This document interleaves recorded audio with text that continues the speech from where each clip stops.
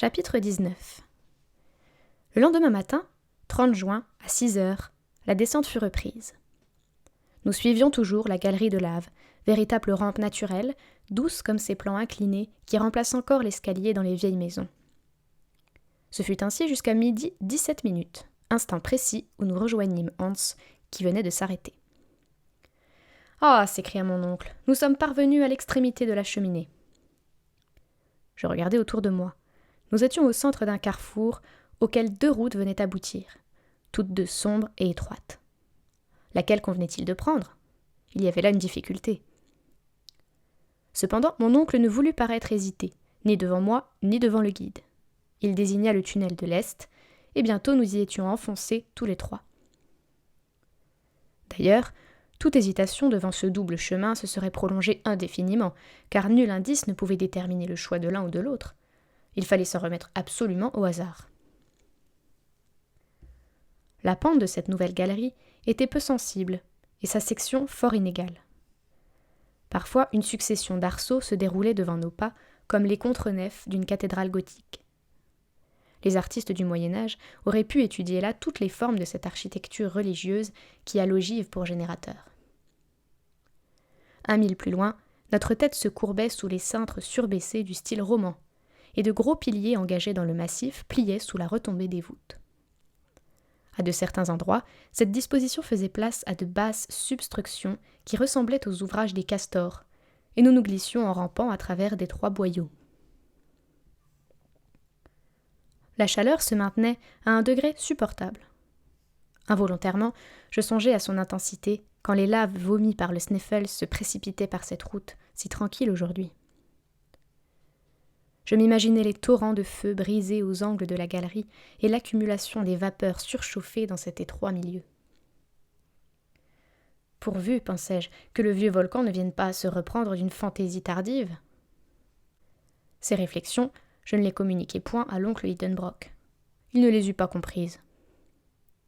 Son unique pensée était d'aller en avant.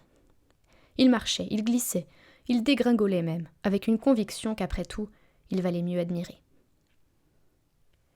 À 6 heures du soir, après une promenade peu fatigante, nous avions gagné 2 lieues dans le sud, mais à peine 1/4 de mille en profondeur. Mon oncle donna le signal du repos. On mangea sans trop causer, et l'on s'endormit sans trop réfléchir. Nos dispositions pour la nuit étaient fort simples. Une couverture de voyage, dans laquelle on se roulait, composait toute la literie. Nous n'avions à redouter ni froid, ni visite importune. Les voyageurs qui s'enfoncent au milieu des déserts de l'Afrique, au sein des forêts du Nouveau Monde, sont forcés de se veiller les uns sur les autres pendant les heures du sommeil, mais ici, solitude absolue et sécurité complète. Sauvages ou bêtes féroces, aucune de ces races malfaisantes n'était à craindre.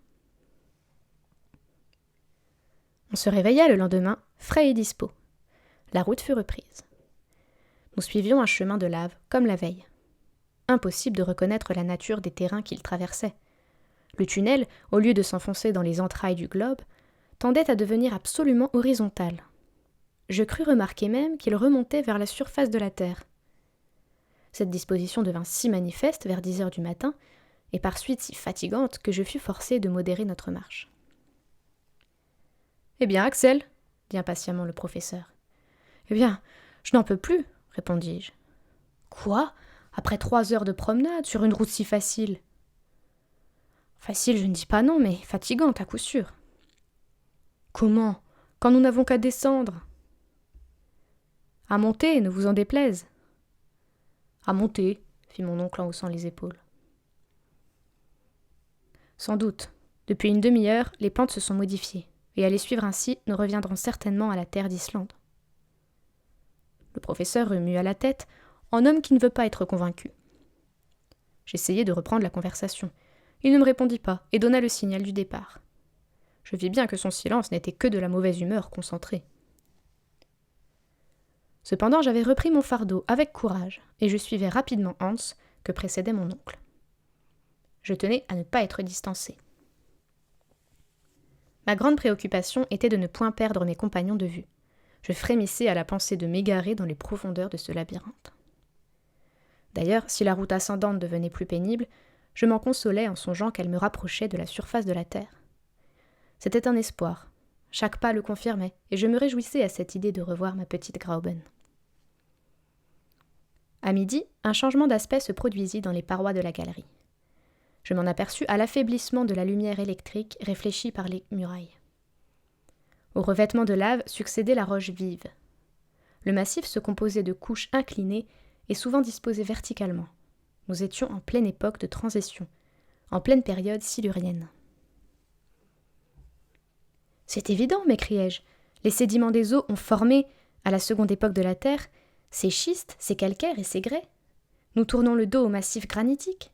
Nous ressemblons à des gens de Hambourg qui prendraient le chemin de Hanovre pour aller à Lübeck. » J'aurais dû garder pour moi mes observations, mais mon tempérament de géologue l'emporta sur la prudence, et l'oncle Lidenbrock entendit mes exclamations.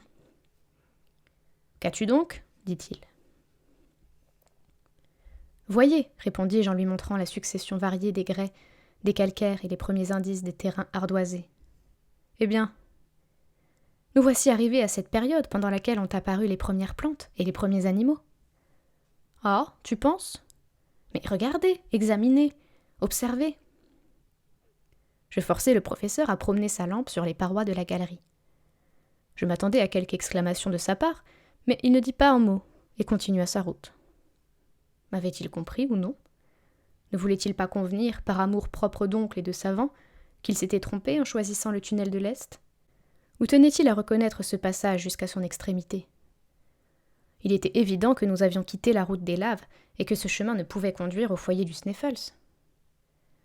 Cependant, je me demandais si je n'accordais pas une trop grande importance à cette modification des terrains. Ne me trompais-je pas moi-même ? Traversions-nous réellement ces couches de roches superposées au massif granitique ?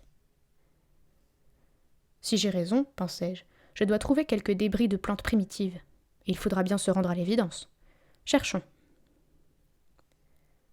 Je n'avais pas fait 100 pas que des preuves incontestables s'offrirent à mes yeux. Cela devait être car, à l'époque silurienne, les mers renfermaient plus de 1500 espèces végétales ou animales. Mes pieds, habitués au sol dur des laves, foulèrent tout à coup une poussière faite de débris de plantes et de coquilles. Sur les parois se voyaient distinctement des empreintes de fucus et de lycopodes. Le professeur Lidenbrock ne pouvait s'y tromper, mais il fermait les yeux, j'imagine, et continuait son chemin d'un pas invariable. C'était un entêtement poussé hors de toute limite. Je n'y tins plus. Je ramassai une coquille parfaitement conservée, qui avait appartenu à un animal à peu près semblable au cloporte actuel. Puis je rejoignis mon oncle, et je lui dis « Voyez !»« Eh bien, répondit-il tranquillement, c'est la coquille d'un crustacé de l'ordre disparu des trilobites, pas autre chose. » Mais n'en concluez-vous pas ? Ce que tu conclus toi-même ? Si, parfaitement. Nous avons abandonné la couche de granit et la route des laves. Il est possible que je me sois trompé.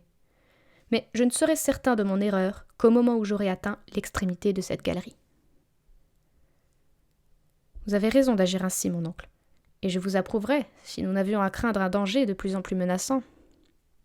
Et lequel ? Le manque d'eau. Eh bien, nous nous rationnerons, Axel. Chapitre 20. En effet, il fallut se rationner. Notre provision ne pouvait durer plus de 3 jours. C'est ce que je reconnus le soir au moment du souper. Et fâcheuse expectative, nous avions peu d'espoir de rencontrer quelques sources vives dans ces terrains de l'époque de transition. Pendant toute la journée du lendemain, la galerie déroula devant nos pas ses interminables arceaux. Nous marchions presque sans mot dire. Le mutisme de Hans nous gagnait. La route ne montait pas, du moins d'une façon sensible. Parfois même elle semblait s'incliner. Mais cette tendance, peu marquée d'ailleurs, ne devait pas rassurer le professeur, car la nature des couches ne se modifiait pas, et la période de transition s'affirmait davantage. La lumière électrique faisait splendidement étinceler les schistes, le calcaire et les vieux grès rouges des parois. On aurait pu se croire dans une tranchée ouverte, au milieu du Devonshire, qui donna son nom à ce genre de terrain. Des spécimens de marbre magnifiques revêtaient les murailles, les uns d'un gris agate avec des veines blanches capricieusement accusées, les autres de couleur incarnat ou d'un jaune taché de plaques rouges. Plus loin, des échantillons de ces griottes à couleur sombre, dans lesquelles le calcaire se relevait en nuances vives. La plupart de ces marbres offraient des empreintes d'animaux primitifs. Depuis la veille, la création avait fait un progrès évident. Au lieu des trilobites rudimentaires, j'apercevais des débris d'un ordre plus parfait. Entre autres, des poissons ganoïdes et ces sauroptéris dans lesquels l'œil du paléontologiste a su découvrir les premières formes du reptile. Les mers dévoniennes étaient habitées par un grand nombre d'animaux de cette espèce et elles les déposèrent par milliers sur les roches de nouvelles formations. Il devenait évident que nous remontions l'échelle de la vie animale dont l'homme occupe le sommet. Mais le professeur Lidenbrock ne paraissait pas y prendre garde. Il attendait 2 choses. Ou qu'un puits vertical vint à s'ouvrir sous ses pieds et lui permette de reprendre sa descente, ou qu'un obstacle l'empêchât de continuer cette route. Mais le soir arriva sans que cette espérance se fût réalisée. Le vendredi, après une nuit pendant laquelle je commençais à ressentir les tourments de la soif, notre petite troupe s'enfonça de nouveau dans les détours de la galerie. Après 10 heures de marche, je remarquai que la réverbération de nos lampes sur les parois diminuait singulièrement. Le marbre, le schiste, le calcaire, les grès des murailles faisaient place à un revêtement sombre et sans éclat. À un moment où le tunnel devenait fort étroit, je m'appuyai sur sa paroi de gauche. Quand je retirai ma main, elle était entièrement noire. Je regardai de plus près. Nous étions en pleine houillère. « Une mine de charbon !» m'écriai-je. « Une mine sans mineur !» répondit mon oncle. « Eh, qui sait ?»« Moi je sais, » répliqua le professeur d'un ton bref. « Et je suis certain que cette galerie percée à travers ces couches de houille n'a pas été faite de la main des hommes. Mais que ce soit ou non l'ouvrage de la nature, cela m'importe peu. L'heure du souper est venue, soupons. » Hans prépara quelques aliments. Je mangeai à peine, et je bus les quelques gouttes d'eau qui formaient ma ration. La gourde du guide à demi pleine, voilà tout ce qui restait pour désaltérer 3 hommes. Après leur repas, mes 2 compagnons s'étendirent sur leur couverture et trouvèrent dans le sommeil un remède à leur fatigue. Pour moi, je ne pus dormir, et je comptai les heures jusqu'au matin. Le samedi à 6 heures, on repartit. 20 minutes plus tard, nous arrivions à une vaste excavation. Je reconnus alors que la main de l'homme ne pouvait pas avoir creusé cette houillère. Les voûtes en eussent été étançonnées, et véritablement elles ne se tenaient que par un miracle d'équilibre. Cette espèce de caverne comptait 100 pieds de largeur sur 150 de hauteur. Le terrain avait été violemment écarté par une commotion souterraine. Le massif terrestre, cédant à quelques puissantes poussées, s'était disloqué, laissant ce large vide où des habitants de la Terre pénétraient pour la première fois.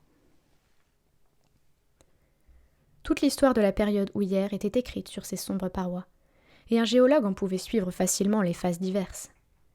Les lits de charbon étaient séparés par des strates de grès ou d'argile compactes, et comme écrasés par les couches supérieures. À cet âge du monde qui précéda l'époque secondaire, la Terre se recouvrit d'immenses végétations dues à la double action d'une chaleur tropicale et d'une humidité persistante. Une atmosphère de vapeur enveloppait le globe de toutes parts, lui dérobant encore les rayons du soleil. De là, cette conclusion que les hautes températures ne provenaient pas de ce foyer nouveau. Peut-être même l'astre du jour n'était-il pas prêt à jouer son rôle éclatant. Les climats n'existaient pas encore, et une chaleur torride se répandait à la surface entière du globe, égale à l'équateur et au pôle. D'où venait-elle ? De l'intérieur du globe. En dépit des théories du professeur Lidenbrock, un feu violent couvait dans les entrailles du sphéroïde. Son action se faisait sentir jusqu'aux dernières couches de l'écorce terrestre. Les plantes, privées des bienfaisantes effluves du soleil, ne donnaient ni fleurs ni parfums, mais leurs racines puisaient une vie forte dans les terrains brûlants des premiers jours. Il y avait peu d'arbres, des plantes herbacées seulement, d'immenses gazons, des fougères, des lycopodes, des sigillières, des astérophilites, familles rares dont les espèces se comptaient alors par milliers. Or, c'est précisément à cette exubérante végétation que la houille doit son origine. L'écorce élastique du globe obéissait au mouvement de la masse liquide qu'elle recouvrait. De là des fissures, des affaissements nombreux. Les plantes entraînées sous les eaux formèrent peu à peu des amas considérables. Alors intervint l'action de la chimie naturelle. Au fond des mers, les masses végétales se firent tourbes d'abord. Puis, grâce à l'influence des gaz et sous le feu de la fermentation, elles subirent une minéralisation complète. Ainsi se formèrent ces immenses couches de charbon qu'une consommation excessive doit pourtant épuiser en moins de 3 siècles, si les peuples industriels n'y prennent garde. Ces réflexions me venaient à l'esprit pendant que je considérais les richesses houillères accumulées dans cette portion du massif terrestre. Celles-ci, sans doute, ne seront jamais mises à découvert. L'exploitation de ces mines reculées demanderait des sacrifices trop considérables. À quoi bon d'ailleurs, quand la houille est répandue pour ainsi dire à la surface de la Terre dans un grand nombre de contrées ? Aussi, telles je voyais ces couches intactes, telles elles seraient encore lorsque sonnerait la dernière heure du monde. Cependant nous marchions, et seul de mes compagnons j'oubliais la longueur de la route, pour me perdre au milieu de considérations géologiques. La température restait sensiblement ce qu'elle était pendant notre passage au milieu des laves et des schistes. Seulement, mon odorat était affecté par une odeur très prononcée de protocarbures d'hydrogène. Je reconnus immédiatement dans cette galerie la présence d'une notable quantité de ce fluide dangereux auquel les mineurs ont donné le nom de grisou et dont l'explosion a si souvent causé d'épouvantables catastrophes. Heureusement, nous étions éclairés par les ingénieux appareils de Ruhmkorff. Si par malheur nous avions imprudemment exploré cette galerie la torche à la main, une explosion terrible eût fini le voyage en supprimant les voyageurs. Cette excursion dans la houillère dura jusqu'au soir. Mon oncle contenait à peine l'impatience que lui causait l'horizontalité de la route. Les ténèbres, toujours profondes à 20 pas, empêchaient d'estimer la longueur de la galerie, et je commençais à la croire interminable. Quand soudain, à 6 heures, un mur se présenta inopinément à nous. À droite, à gauche, en haut, en bas, il n'y avait aucun passage. Nous étions arrivés au fond d'une impasse. « Eh bien, tant mieux !» s'écria mon oncle. « Je sais au moins à quoi m'en tenir. Nous ne sommes pas sur la route de Saknussemm, et il ne reste plus qu'à revenir en arrière. Prenons une nuit de repos, et avant 3 jours, nous aurons regagné le point où les 2 galeries se bifurquent. »« Oui, dis-je, si nous en avons la force. Et pourquoi non ? Parce que demain, l'eau manquera tout à fait. »« Et le courage manquera-t-il aussi ? » dit le professeur en me regardant d'un œil sévère. Je n'osais lui répondre.